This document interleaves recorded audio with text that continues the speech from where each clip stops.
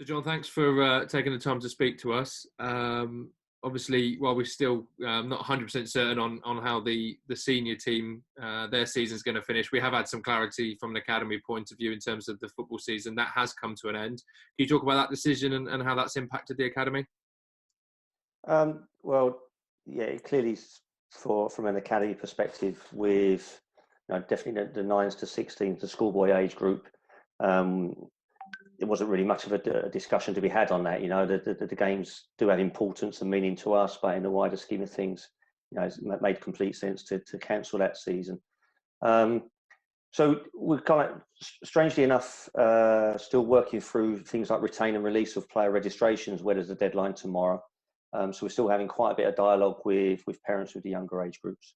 In terms of the scholars themselves, they probably follow and will follow a similar schedule to the first team in terms of their conditioning program at the moment, and being ready at any stage to possibly come back in and support the first team should we be back training. So the 18s probably find it a little bit more difficult. They do have some consistency around they're still doing their education, and the second years are completing that, and should be completing today in terms of their modules. The first years, funnily enough, James Holmes, one of the first year scholars, has completed a whole 2 years worth of education, all 19 modules in one season. So he's just managed to get him on a B license. So he's going to extend his footballing knowledge and be doing some coaching course through the PFA as well. So we're not doing our day job as such, but we're still trying to support and keep guys informed as to what's likely to happen, and also encourage them to maintain their fitness for when they will be coming back into training. You just touched on it then. I think there's more to the academy than just playing an under-18s match. There's so many age groups, so many kids, so many families that are heavily involved in the academy, and your job and those that are still working at the club at the moment is to keep everyone engaged and keep everyone informed, because there's a lot of confusion now. And like you said, these are players that we have a responsibility for, and it's important that we do stay in touch and make sure everyone's informed as much as they can and looked after by the club through this. Absolutely. And so on the one hand, we've got our pre-academy, our under-8s. They're getting their paperwork together to register with us on Monday, and it's nice to give them some confidence and stability and reassure them that nothing has changed, because we haven't obviously been connecting with them so regularly.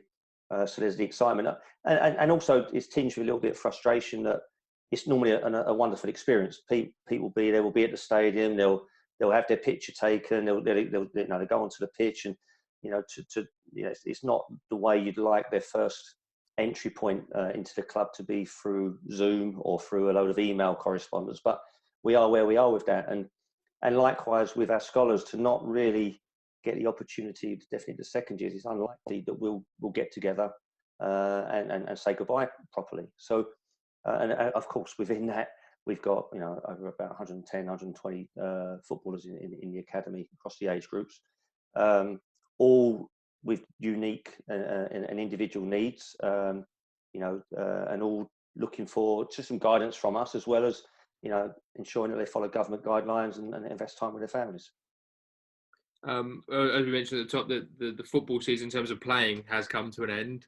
How do you reflect from the football season from the academy point of view this year? Yeah, one of underlying frustration probably in terms of definitely the 18s were not at the level that we'd have liked them to be in terms of results.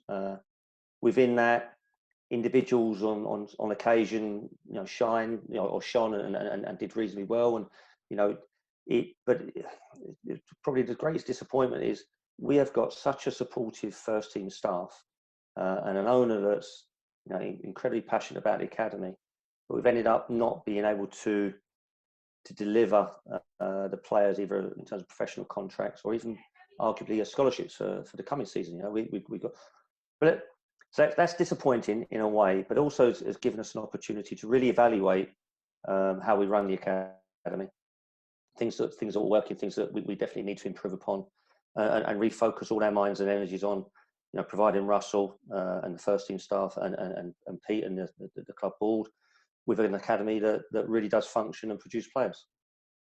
you touched on Russ. I think last time we spoke to you, obviously, was your relationship with Paul Tisdale. But how's your relationship? How's the academy's relationship with Russ since he's taken over in charge as manager? Incredibly good. He's been great. I met Russell just before I joined the club, actually, on one of my coaching courses, and was doing a presentation, a Q&A, and he came across then as a very intelligent, curious, determined player. And so he clearly had an interest in coaching. So when he got the job and took over from Tiz, we had regular conversations with him. He has been brilliant in terms of being open and sharing his view on the game, and as have all the staff. Luke, Dean, everybody connected. Simon Crampton, everybody connected with that first team staff.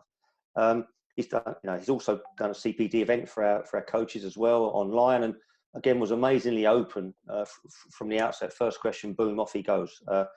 He is tough, and demanding, but that's great because it focuses our minds around this is a guy that wants academy players in his squad.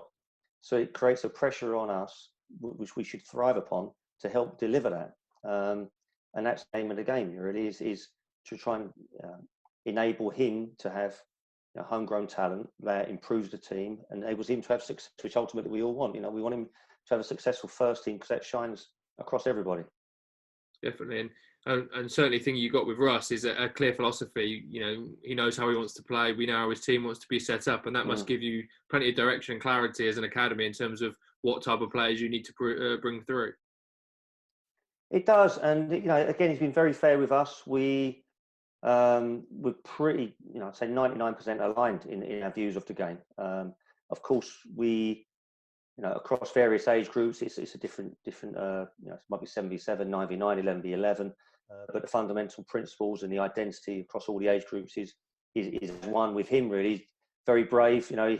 Both him and Luke have spoken about their philosophy and just not stubbornness out of ignorance, but stubbornness to prove you can play the way the open way they want to play and be successful in League One. So that gives us great confidence to we've got a free license as such to play similarly, to give players confidence, to be brave in possession, to be aggressive out of it, and just really demonstrate to anybody interested in our academy and those inside the academy already that this is the first team managers desperate to get you guys involved. Absolutely. And success maybe hasn't been there in terms of results for the academy, but in terms of academy contributions to the first team, there's been plenty of success this year with Sam Nombe, David Kasumo breaking through. Obviously, Callum Britton moved over 100 games for the club. George Williams has continued to be a key part of the team. It gives inspiration to young players, but it must be quite proud for the academy and those that have worked with these players to see them doing what they you set out to do when you signed them as 9-10-year-olds. Absolutely. Like Matthew Sorinola being another one as well, who's contributed. I think he got 2 Man of the Match awards actually in the games he played. So it is, and they're a great reference point for our academy players and for parents. I remember working with Sam. I think he maybe was out a little bit out of the first team squad for a period of time, and he came across and trained with the under 18s, and it was brilliant that he trained with us because he played and trained like a first team player should. He didn't dumb it down. He didn't go nice and easy on the guys. He kind of was really demanding, and I've seen that even say with Dylan when Dylan's trained with us and Matty, and Pato. They've played in the U19, U20 fixtures that sometimes we arrange, and it's sometimes easier them demanding the standards out of the scholars and younger players than it is coming from us the whole time as coaches. And I think that competitiveness and that desire to improve and that desire to be successful runs through them guys, and it's no coincidence that they've all gone on to get professional contracts. And we're just trying to reignite that a little bit. I think we just became a little bit, whether it's complacent or whatever else, just lost a little bit of fire that every competitor and every footballer needs to be successful.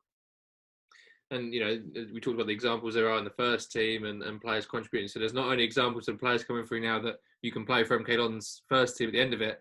We've seen the likes of George Baldock now, who maybe taken a slower path to the Premier League of someone like Delhi, but is now playing week in, week out in the Premier League. And then obviously Delhi continues to do what he does as well. So there continues to be examples both at this level and higher level that it really is possible for these kids in Milton Keynes. It's so true, and there's probably the frustration again from us collectively would be lads that are from Milton Keynes but didn't actually come into our academy, but are playing in professional football, playing for Premier League clubs. So the area is tremendously fertile for producing footballers. And really we're keen to embrace that, and keen to remind people that hang on, you probably won't get a better chance than being in amongst it here. The club, of course, circumstances are still evolving, but clearly in a good place in terms of the infrastructure, the stadium, the future training ground. Russell, really great young manager to have on board and a great advocate of everything we're all trying to achieve. So, yeah, it's really exciting. It's great. Maybe at this moment in time for us all within the academy, we're just preparing for when we come back and trying to charge ourselves up and getting all motivated and really looking forward to driving forwards with real purpose when we come back. Well, you talked about the excitement, and again, I know at the academy it's always fast changing, and you work with a new set of players every single year, with those coming through from 7-year-olds all the way through to the new scholars and what have you. How much are you looking forward to when we can and when it's safe to do so, getting to work with all these new players at different levels? Absolutely. Particularly maybe the scholars that are coming in. We've got only offered 4, like I said, but then 4 alongside the current first year group, of which there's 10, of which Jack Davis will be included in that. And Jack's quite an exciting prospect already. Obviously, Lee Collier's come in and he's working with the under-18s, and again, his relationship with Russell has been excellent, and Lee's very much worked with the guys when they've had reserve or U23 fixtures. Yes, insane. Right away across the board, I'm excited because actually we've got, we're just changing the under-16s age group and going to have a mixed and a smaller squad there. But what we've retained amongst them players, there's some real talent in that group as well. So I've been lucky this year just to get to know as many age groups as I possibly could, and obviously at Wolfton at the weekends, watching right away from the 9s up to onto the 16s. We have got some very talented players in the programme. And I really just want to invest my time in them and on the journey through the staff, as well as just keep challenging and provoking us to get better. I was going to touch on, not on off the pitch in the academy. I know it's difficult at the moment with a lot of staff on furlough, but obviously a lot of turnover, a lot of change in the academy in terms of coaching staff. You mentioned Lee Collier, Stephen Payne as well. How do you think that was all coming together before coronavirus hit? Yeah, really happy with both, to be honest with you. I felt it was important that, Ed had been with us and done a very good job. He got a great opportunity to move on, and it's probably the right time for him. And with Brownie, he probably came in a different set of circumstances with a different skill set around, his general previous work. So thankfully he's back in at Arsenal, involved in talent ID and recruitment, which is always his strength. So. But what I needed as well was to bring in some guys that had strong coaching experience from other clubs, and Lee had done that. He was working at Reading, a very good academy there, leading their under-15s and got working up and down the age groups. Just so you can become a little bit insular if everybody just promotes from within the whole time. And Lee's got a great set of eyes, great background, good standards, and he's hit the ground running. So he's done really well with the under-18 since he's been in. And he was excited to be planning for pre-season and, the future scholars coming in. With Stephen, saying when we interviewed for the head of coaching role, he absolutely was a standout in terms of process and being able to strip down a coaching syllabus and enable coaches to develop, which is ultimately what it's about. Incredibly passionate and hardworking. So I've been very happy with them, as I am with all the staff. It's not a slur on the staff that we've recruited externally. It was just we needed a little bit more diversity in terms of experiences of the staff. And so there's two strong guys to hopefully work and support alongside JB, Nathan, Simon Dwight, myself, and everybody else. There's a great spirit and a great camaraderie amongst the academy staff. But I think where we've possibly just lacked a little bit of an edge sometimes by having different personalities, we can all challenge each other in the correct way to improve and get better. Stephen's role, obviously coming in as head of coaching, kind of highlights that this club's not just about developing young footballers; it's also about developing young coaches, young personnel within the academy to go on and contribute to the club, but also in the football. And I know there's an example of that in Tom Gittos, who's someone that has been with the club for a long time. In the academy in terms of the medical point of view, and seeing him move on now to Newport County and take up a role in their first team, it just shows that the pathway's there for staff as well. Yeah, I'd sooner Tom didn't leave us, if I'm honest. But yeah, I mean, listen, in all truth, it was the dream job for Tom in terms of hometown club, a good progression for him. But of course, he was quite sad in some ways to leave, because he built good relationships with everybody across that department. Both medically and from an academy perspective. So yeah, it's same with the players, I guess, in terms of what we all want to get into the Premier League. We all have to have ambition, but we have to demonstrate that ambition through doing our jobs brilliantly for MK Dons and what the club requires. So I'm absolutely a fan of guys. If they can get there quicker than us, that's a disappointment, but I've got no problem with that. It's if they're chasing, because everyone's chasing their dreams. But I've been lucky to work at clubs where just occasionally the sweet spot arrives and everyone collides at the right moment. And I experienced that at Reading under Steve Coppell. And we didn't realise it at the time, but we had 2 seasons where it was a really unique bunch of staff. Steve's quite a unique manager to work for. And we won the championship, 106 points, and finished 8th in the Premier League. And then we all went our separate ways again, and it doesn't happen that often. I genuinely feel there's a good vibe amongst our staff. There's a good vibe amongst the club, and the direction of travel that we're going in. So yeah, it's great knowing that I've got the right people on board, and hopefully we can continue to improve and get better. Definitely. And finally, just over a year since you joined the club, how have you enjoyed the last 13, 14 months personally here at MK Dons? I really have.